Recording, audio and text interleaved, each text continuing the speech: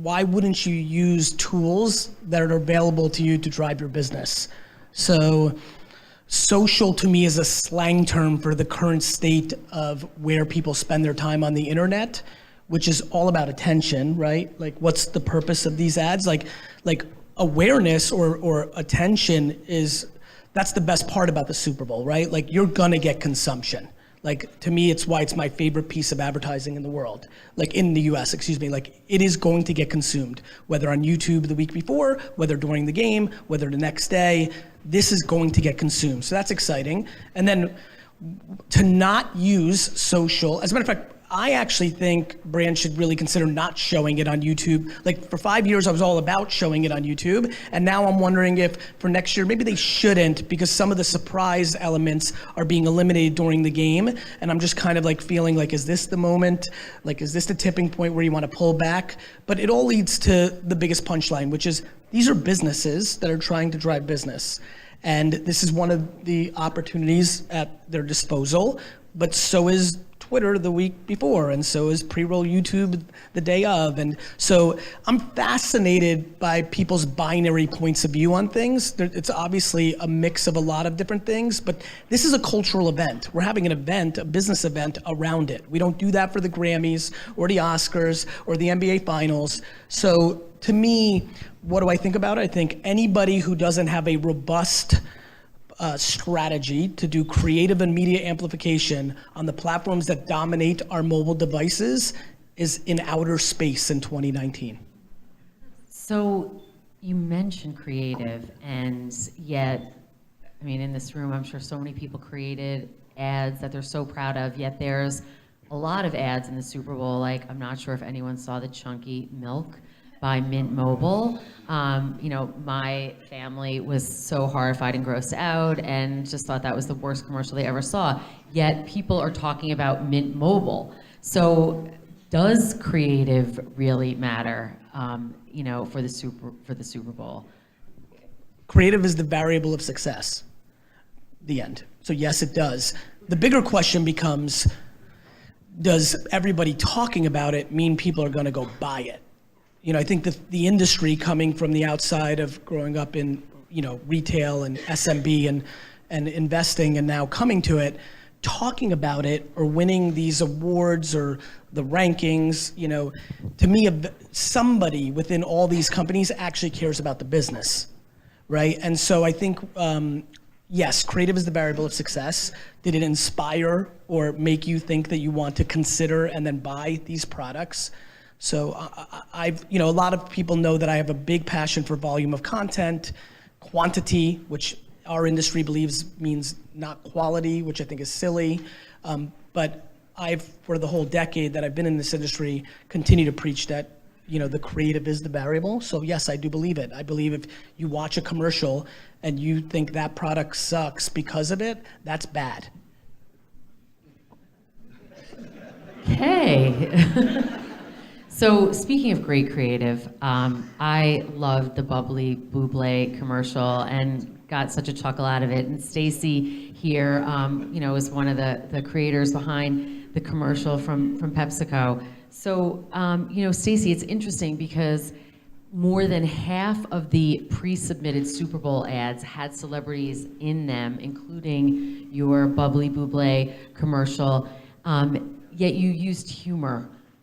Do you think celebrity is the greatest driver of sentiment, humor? Like, tell us, like, what was behind your thinking in that, and how those individual items, celebrity, humor, really make your decisions and where you're going? Sure. Well, first of all, also, I think creative is the utmost importance in this, and we know when we look at mix modeling, just to build on that last point, 2/3 of all ROI and sales comes from creative effectiveness, more so than even the media. So it's hugely important that, you know, we feel like we have excellent creative at all times. And I think to answer your question about the brand and about Bubbly, you know, the first thing is, what job are we trying to do with the Super Bowl ad? And so, you know, a Pepsi and a Bubbly are doing two very different things. For Bubbly, that brand has been around less than a year, has relatively low awareness, but is really catching on and catching fire, and people are talking about it. And we said, this is the moment, we're at an inflection point. We want to drastically increase our awareness, but do so in a way that's consistent with the brand. which is built on this idea of fun and playful instigation. So when we were looking at creative, we didn't brief in has to have a celebrity. We didn't brief any of that. We briefed what our objectives were, what the brand is about, and then the creative that best got the brand out, told people what it was, and did so in a way that was worthy of Super Bowl, was finding a celebrity whose name happened to be very closely related to the brand name. And so it was a little bit of a happy coincidence. I think celebrity always helps in driving PR impressions, talk value, but we would never have done it at the expense of landing the brand message. So as a follow-up question, Bubbly didn't have a lot of advertising, like you said, or awareness prior to the Super Bowl. You went all in big with the Super Bowl. Where do you go from here? We'll have a full year of support this year on Bubbly. So we're using this as a launch platform. We had a full campaign pre, during, and post around digital and social and a lot of different channels. In fact, during the Super Bowl, we had teams going out in a bunch of cities and putting Sharpies on our products so that consumers could find Buble instead of Bubbly the next day. And so we had a lot of fun with it. And going forward, we're going to continue to have a full year of marketing and advertising on this brand. We don't want to have a boom splat where people find out about Bubbly and then forget about it. This is the beginning of a long journey. And what kind of sentiment were you seeing in the social? Extremely positive, extremely positive. It was 15-1 positive to negative. And it was called out in a lot of places as one of the winners from positive sentiment perspective. That's great. So, Anda, according to Twitter, 24 hours after the game, the words boring and Super Bowl were tweeted over 70,000 times, and the words worst and Super Bowl were tweeted together over 50,000 times. So do you think that the circumstances of the Super Bowl itself affect the effectiveness of the ads in the Super Bowl? Does the research that you're looking at show a difference there? Yeah, 100%. I think it influences the level of attention that people have when the breaks actually come in. I think the level of emotional intensity is also just not there. I think if you're in a mood where you're, rooting for someone and, you're very heated and talking with your family about it, and then you see an ad that's great, it just hits home in a different way. And so, yeah, I do think that the fact that the game, as someone was telling me on my team, that it was the lowest score in history for the Super Bowl. The fact that it wasn't a very exciting game, I definitely think made the overall advertising just not look as exciting. But I also think that the overall advertising just wasn't as bold as it usually is. And so from a creative standpoint, actually one of the things that I was wondering is to what extent has the last 2 years of all these massive revolutions that deal with diversity, to what extent has it made brands just be fearful about what they can say? And essentially I think it's a good thing that a lot of brands turned to comedy and kept it light, because at the end of the day, it is a football game. But what does that mean from a creative standpoint? How can you cater to everyone? Does that mean that you're basically not catering to anyone in particular? And what sort of campaigns is that good for? So what kind of special considerations then? I mean, and you can all answer this. I mean, at NBC Universal, we have the Super Bowl every 3 or 4 years. And we actually built an AI optimizer to help advertisers look at the creative and help them improve it. So there are, we look at the creative itself. Do you use a celebrity? Do you use dogs or children? Those tend to sell really well. The messaging, how long do you keep your logo on the screen? All those kinds of things. And help marketers drive impact.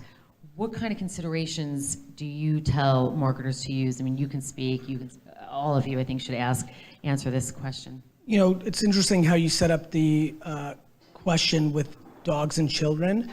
Nothing gets more engagement on social than dogs and children, and nothing sells less product for businesses than dogs and children.